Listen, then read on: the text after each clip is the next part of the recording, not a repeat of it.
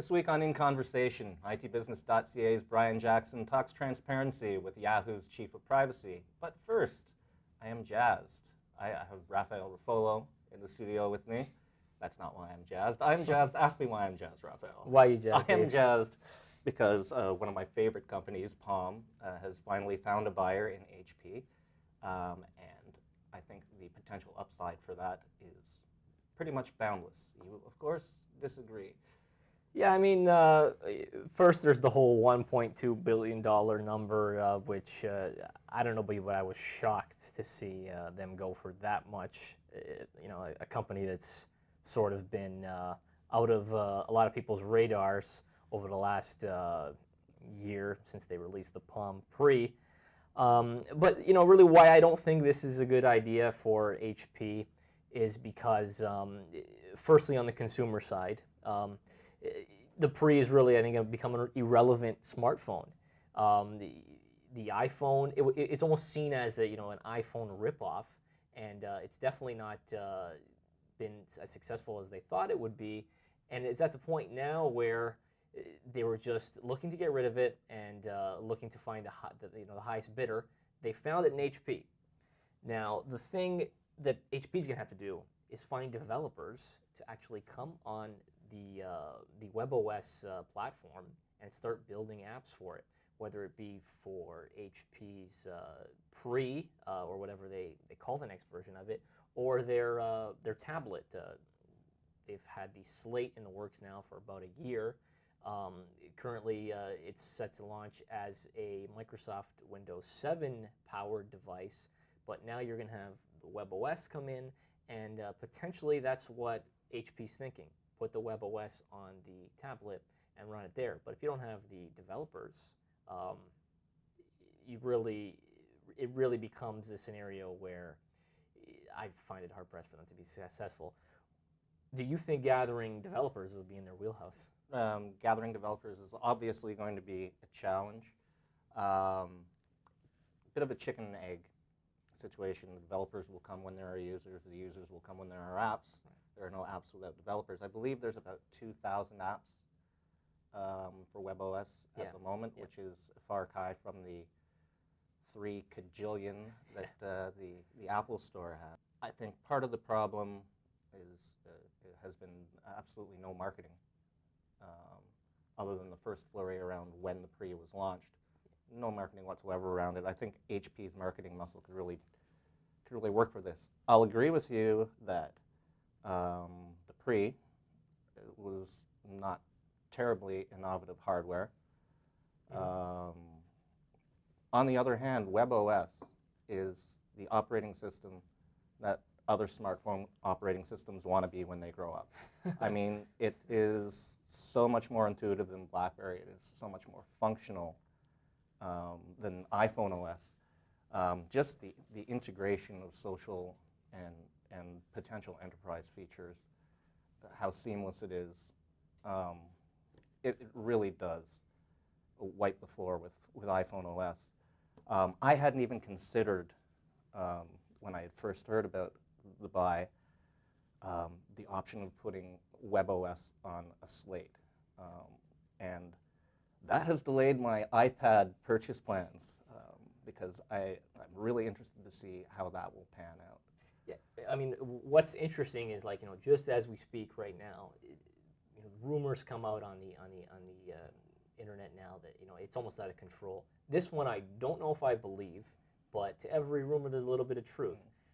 What I think it was from TechCrunch that they've put out is that HP's not too happy with the Slate in its form right now in having Microsoft Windows 7 on it, because it's just not touch-centric. When Microsoft built the OS, there is some touch elements to it, but they didn't build it with anything else in mind than a keyboard and a mouse as being who their consumers are going to be. I think we can all agree on that. The iPhone OS and WebOS, these are new operating systems that are built with the idea that it's going to be touch only. So if that's true, and what the other part of the rumor was that the Slate would sort of be delayed and they would be launching it as a WebOS product. If that's true, yeah, it speaks to your point where this could be a big opportunity for them with their slate. And this is where I'm going to sound like a hypocrite, because in the enterprise space, I think that it's not that bad of a move, but there's still a lot of work ahead for them. I think that what HP and all these big vendors are talking about is having everything connected. You have your private clouds, you have your workers everywhere, and they can just call up apps on demand. And you need a smartphone business to do that, to really sell that to your customers. You need a smartphone business, I think. So if HP can pull this off, put out a killer smartphone, market it to the enterprises, and you have this big, global juggernaut of HP. You trust us in the data center already. If they can do that, they could be marginally successful with this. I don't think they're ever going to be a huge success in the consumer space. I don't think the WebOS powered phone that they come out with is going to be the hippest phone on the market. But in the enterprise space, they have a chance. However, they have their work cut out for them. I mean, you could probably speak more to what they did with Compact when they bought them than I could, but do you think they'll be able to pull this off enterprise-wise? Well, I have two things that make me wake up screaming in the middle of the night regarding this. Thing one is HP opts to, in the interest of continuity, put Windows Mobile on the pre. And I address this directly to HP. If you dump WebOS, you are dead to me. The other nightmare scenario for me is that HP tries to run WebOS on an iPad, which is just not going to work. It doesn't work for anybody outside of HP, apparently. Yeah. But you would think that the iPad is going to go the way of the Dodo, right? I mean, to be honest, I thought it had. Now, maybe officially, they will be bearing that.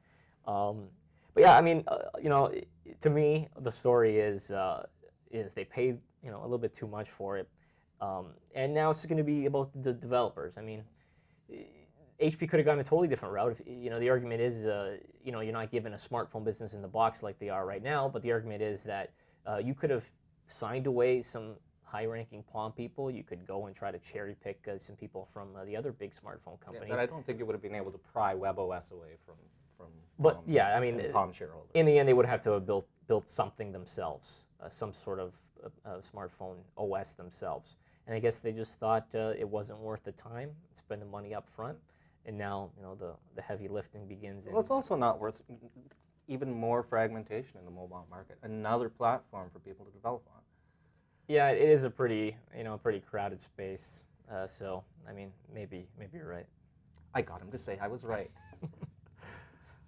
Thanks, Rafael. Next up, IT Business's Brian Jackson spoke to Yahoo privacy chief Ann Toth about the search engine's new transparency tool, which tells you why you're being served the ads that you're being served. We have an excerpt.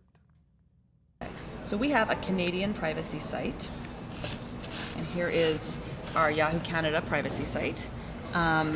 And from this privacy site, we make the opt-out very prominent, as we always have. Now, what we're trying to accomplish with the icon is that you don't even have to go to the Privacy Center to get to our opt-out page or our Ad Interest Manager page. From the Ad icon menu itself, you would go directly to our Ad Interest Manager.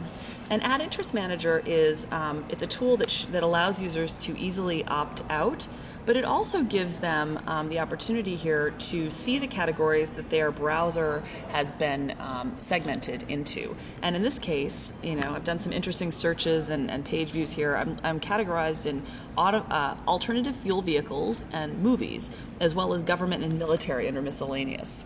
It's probably because I clicked on an ad about the Army or some such thing. So you can see some things, and this is one where I go, hey, that doesn't make any sense. I'm not planning on joining the Army anytime soon.